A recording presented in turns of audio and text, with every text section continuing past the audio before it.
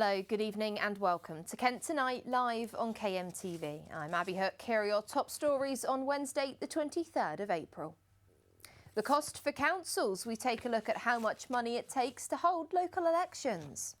Environmental education. The government sets out new rules for schools to prepare young people for climate change. And finding their voices. Leeds Castle search for a community choir for this year's concert. But first this evening, we often report on elections being held across Kent, but have you ever considered how much they cost? After resignations last year, Medway Council held a by-election in February to fill 3 seats. It's a statutory part of running a council, but it came at a cost of more than £60,000 to council taxpayers. Local democracy reporter Gabriel Morris has been asking voters whether compulsory voting should be introduced. 3 seats were contested this February. We know who won and we know turnout was low. In Rochester East and Warren Wood, just 24.4% of eligible voters cast a ballot. And at that last election, it turns out it cost the taxpayer around £14 per vote. That's the average cost of one person getting a takeaway. But how about if everybody voted who could? Well, then it would have cost the taxpayer only £3. That was less than this sandwich cost me. Even at last year's general election, turnout was only around 60%. You'd need compulsory voting to get everyone to the polls. But would it be popular? We've asked people in Rochester. I think it's a two-edged sword. I mean, the problem with that is I'm lucky I work from home, so I can take my dog for a walk. But if you are a man who's working in NHS, whatever else, when do they get the time to do the voting? If it's compulsory, and do they get penalised if they don't? I know some places it is compulsory. I can't imagine it coming in here at present. But I think people should get to know their councillors. No, to be honest, I wouldn't vote. Personally, because I'm not as aware of the information I need to be aware of. And I feel like I'm only 19 at the end of the day as well, so I don't feel like I know a lot. The thing is, do people know it's costing £14 a vote? I didn't know that until you told me. No, I didn't know it cost money either. No. Following new Medway MPs being elected last year, they stood down as councillors, triggering this year's by-election. Elections are a statutory process. Is there any way we can make them cheaper and more efficient so they don't cost £14 per voter? Certainly as regards the process both of the count but also the days and weeks running up to actually election day, the team here do a tremendous job. So look, democracy does have a price, that's the reality of it, but I would say the efficiencies are strong in that team. Voter fatigue is often blamed for low turnout, so there'll be far fewer elections across Kent anyway. County Council heads to the polls in a few weeks, and it's set to be historic, expected to be the last before local government reorganisation reshapes Kent, reducing its 14 councils to just 3 or 4. Gabriel Morris in Medway. Now, as the holiday season approaches, you may have been thinking of booking a summer trip. Well, apparently, today marks the start of a 6-week rush to get that perfect holiday planned. You may think planning months, maybe years in advance is the way to go, but it turns out that a last-minute deal may save you stress and some money. With 97% of us saying we're happier when we've got a trip booked, it seems like a no-brainer, but 6 weeks, that's not long, really. Let's get the advice from travel expert Seamus Macaulay. Talk us through the science of 6 weeks as well, how that's sort of come across as that time, because we know, for example, if you're going to a really exotic location, you need time for vaccinations to set in, but you know, there'll be room to budget and pack smart and having to book time off with work. So give us an idea of the sort of the science and the mechanics of those 6 weeks. So there's a number of different studies that we drew on for this. Firstly, 6 weeks is just the minimum amount of time that you need to get all the paperwork done. As you rightly say, if you ask the NHS how long do you need for vaccinations, 6 weeks. If you ask the passport office how long do you need to fix your passports, again 6 weeks. So if you start from 6 weeks out, you've given yourself enough time to get all of that done. But more importantly, there's a number of studies that show 6 weeks is the sweet spot for savings. If you book your flights and your hotel with 6 weeks' notice, you've already started to take advantage of some of the early deals. You're not paying the starting price, but you're not leaving it to the very last minute where you can probably get a last minute deal, but you don't really have any guarantee of getting the best destinations. The other factors involved here. Firstly, when we looked at what's involved in booking a holiday, obviously people will book themselves a flight and a hotel and then think, great, my holiday's all sorted. But actually 6 weeks is about the minimum amount of time that you need to sort out all the other things, all your extras at leisure. So, let's think you're going to Turkey or Albania or Greece, a handful of very popular destinations. You've got your hotel and your flights.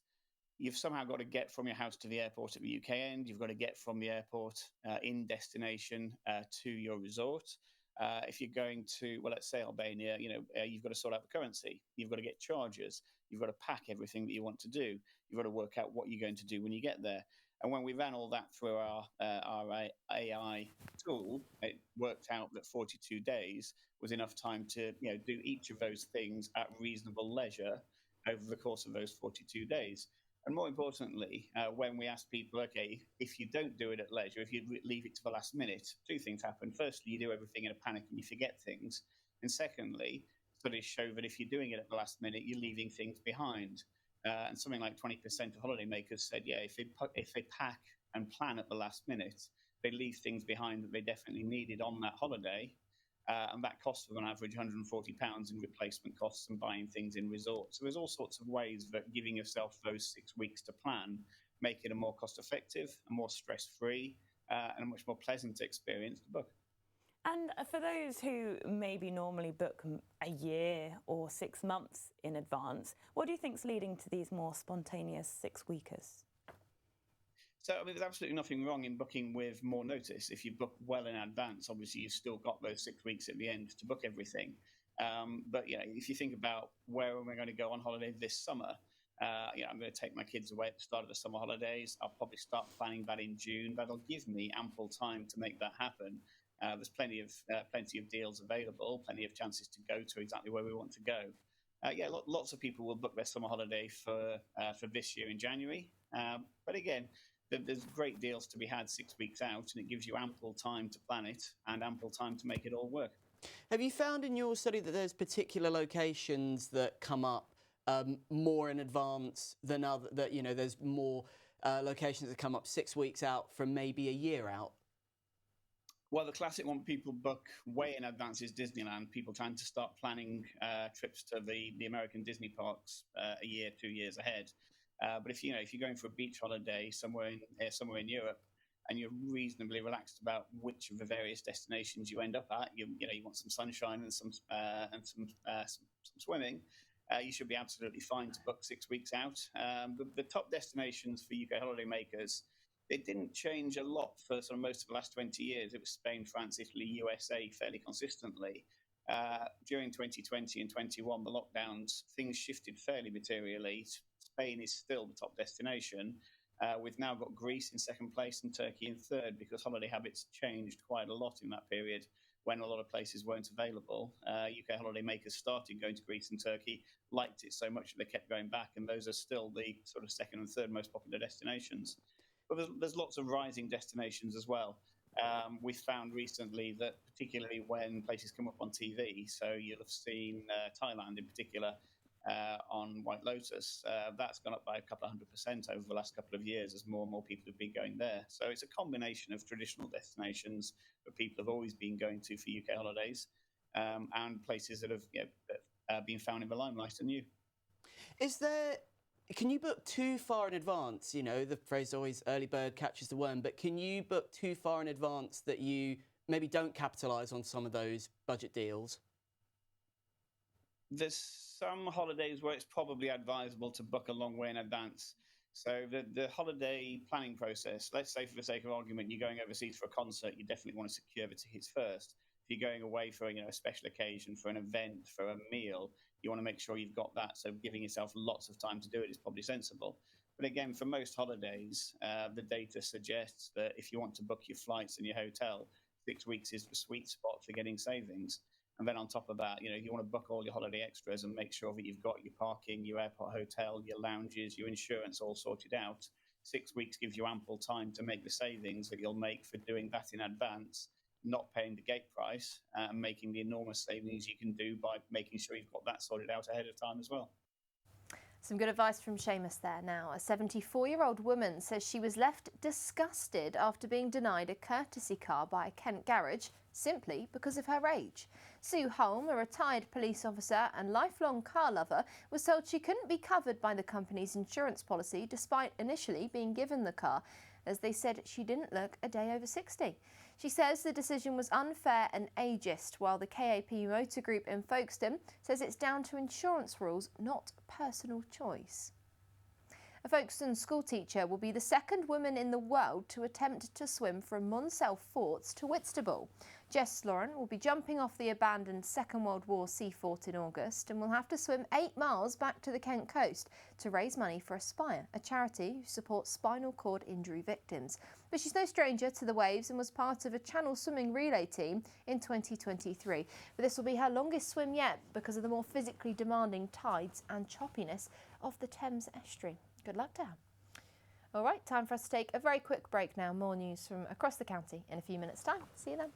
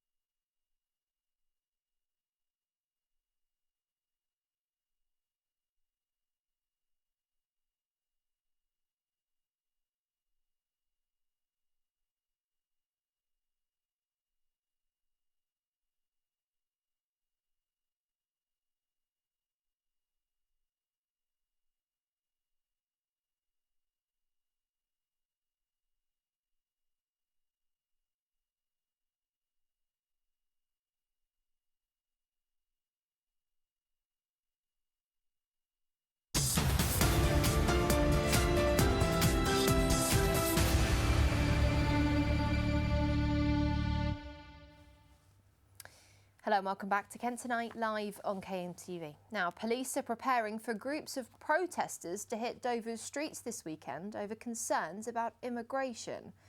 This isn't the first time Dover's seen a protest like this, with a similar one taking place in 2016. Almost 900 people have said they'll attend the Stop the Boats event this weekend, with a counter-protest announced by the Kent branch of Stand Up to Racism. They promised to stand up for migrants and refugees and oppose the Stop the Boats mass protest. Well, Kent Police say they're in contact with the organisers of both protests and have sufficient resources in place to keep any disruption to a minimum. Now, the Department for Education is implementing a sustainability strategy requiring all education settings to have a designated sustainability lead and a climate action plan in place by the end of the year. These leads will be responsible for developing and implementing plans which aim to reduce greenhouse gas emissions and prepare young people for a world impacted by climate change. Well, to tell us more, we were joined on the line by Gemma Bailey, Hub Manager for Climate Ambassador South East on the Kent Morning Show. Back in 2022, the Department for Education published their sustainability and climate change strategy. The strategy aims for, like you say, all education settings to have a sustainability lead and climate action plan in place by the end of this year. And the primary goal of this is ultimately to try and get schools starting to take action within sustainability. The climate action plan should cover 4 areas, so decarbonisation, adaptation and resilience, biodiversity and climate education and green careers. And ultimately, the aim of this is that we can help to start move schools along to, like you say, decarbonise and meet net zero, but alongside that actually inspire, enable and empower young people to feel like they understand what is going on in the world, but not just that, actually that they can also understand how they can make small changes to make a difference as well. And how will this be enforced? How do we know that all schools will follow this? So with regard to the enforcement, the Department for Education will not be, or say, asking climate action plans to be uploaded anywhere and to be assessed in that way. It is more of a soft rollout of the kind of strategy and the enforcement of climate action plans at the minute. That could change. We don't know. Obviously, I'm working for a programme that supports the strategy, but we aren't sure where the Department for Education will take this. But I would say one thing with climate action planning and with taking any sort of action within sustainability, there are multiple co-benefits to it as well. For example, where you touched on decarbonising and meeting net zero, that comes with lower energy bills and therefore lower running costs. There's a lot of money to be saved as well here. But as well as that, if we're looking at the students and inspiring and enabling, empowering young people, this also contributes to hopefully improving their well-being as well. So there's multiple co-benefits to think about when taking climate action. And so the climate action plans, I would say, although yes, the Department for Education are asking education settings to do this and take this step, also the way settings should look at it is that there are also co-benefits to taking these actions. So Gemma, are there repercussions if a school doesn't nominate a sustainability lead or doesn't have an action plan? Are there any repercussions there? No. Schools do not need to worry. So this is not, like I say, something that is going to be added, for example, to an Ofsted framework. This is a soft rollout of climate action plans and sustainability leads. We are finding that when we're speaking to a variety of education settings, some of them have heard about the strategy, some of them haven't. And obviously, we're in 2025 already. And within this strategy, the DFE are asking for this to be implemented by the end of this year. So a big thing is just making education settings aware of this. One thing to say is that this does extend through down to nurseries and early years settings, as well as up to colleges as well. And what have you heard from schools in terms of how important they feel climate action is, as well as their students? Well, I think a lot of it within schools at the minute is coming from students and coming from teachers and senior leadership teams, hearing more and more from their students that they want to see changes within the schools related to sustainability and environmental actions, which is fantastic. At the same time, I would say we've got a lot of education settings that are coming forward to us and saying, look, we are noticing that this school over here has started to make some fantastic changes, and it's been amazing for the students, but also incredible for the school's kind of bills and things like that. Therefore, we want to start making some changes as well. So the schools, I would say, that have taken a lot of action so far are probably the kind of ones that were potentially already taking some action in this area. We're now largely, when I'm working, speaking to kind of a middle group of education settings that maybe haven't done loads on this so far, maybe have, for example, an eco club or a gardening club, have a little bit of an outside growing space, something like that. But it's now starting to encourage them to move and look into this wider scheme of work, not just focusing on one area ultimately. So it's a real mixed bag. All right, now don't forget you can keep up to date with all your latest stories across Kent by logging onto our website. It's kmtv.co.uk. There you'll find all our latest reports, including this one. Recently, the Film and Television Awards season came to a close. But there is one more event here in Kent that may have slipped under the radar.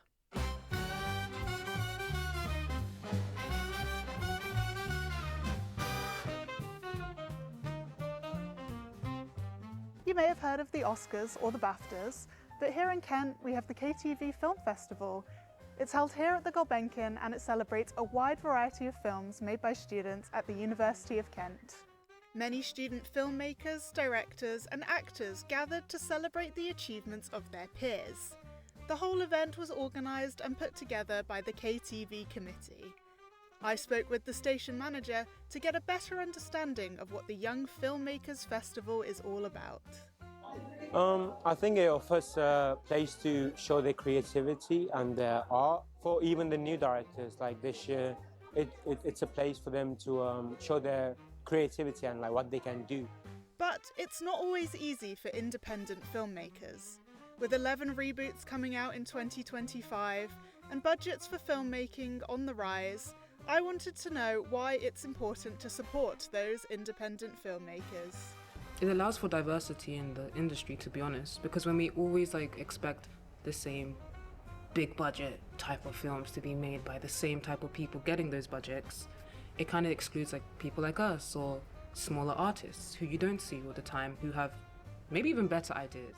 For low budget films, there's so many low income directors that are going to have new ideas that these big directors couldn't even dream of. After the red carpet and screenings of some of the films, the awards were handed out. Walking with Students took home Best Film, and Ben Signeri took home Best Director and Best Screenplay.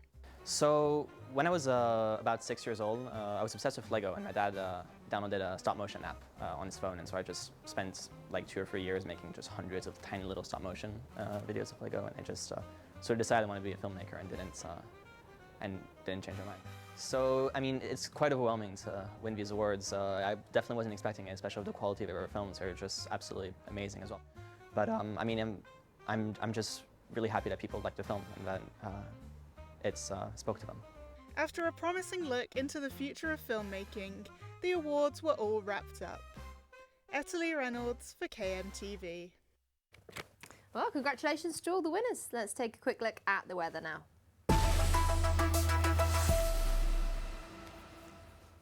Well, tonight it's looking fairly chilly. Parts of the county, temperatures as low as 4, 10 in other parts as well. That continuing tomorrow morning, 10 degrees across the board. Some wind, though, picking up by the coast there. Some sunshine in North Kent, but that sun moving out to the rest of the county. Some clouds coming overhead in Dartford and Medway there, but some sunshine in other parts. And continuing much of the same until Sunday. Highs of 19, though. Expect some sunshine behind the clouds.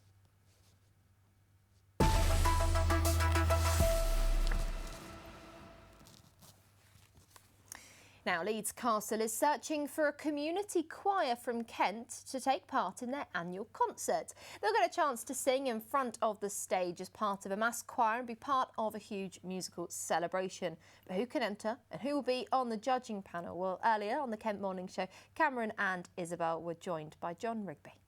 The concert has been going for over 40 years now. I've been involved for the last 14, 15 years, and we thought as it is a concert very much for the people of Kent, we thought it would be fabulous to try and find a way of including the people of Kent a little more. So we've launched a search for a community choir to find a choir within the Kent area that maybe wants to perform with us on the night. It's the 12th of July, Saturday the 12th of July, and we play with the Royal Philharmonic Orchestra and myself conducting, and we have a number of international soloists, and this year we also have the London International Gospel Choir joining us, and we thought it would be great to involve more of the people in Kent in the actual performance of it, so we're looking for a community choir to come and take part. And this all sounds very X Factor. It sounds very, an amazing opportunity for a local choir. Tell us what you're going to be looking for in that, I guess, that kind of Gareth Malone-esque sort of figure. Oh, I would hardly put myself in that bracket, but what we're looking for really more than anything is people who have a love of music. So can any choir enter? Absolutely. Any choir within Kent can enter. They just admit a video of them singing in Jerusalem or Land of Hope and Glory, along with a message telling us why they feel they should be the choir that takes part. And if they send their entries in by the 23rd of May, we will choose a choir to come and perform with us on the night. Exciting stuff. Well, that's all we've got time for here on Kent Tonight Live on KMTV. There's, of course, more news made just for Kent throughout the evening. I'll be back with your late bulletin, and I'll see you tomorrow bright and early with Gabriel Morris for the Kent Morning Show. Bye-bye.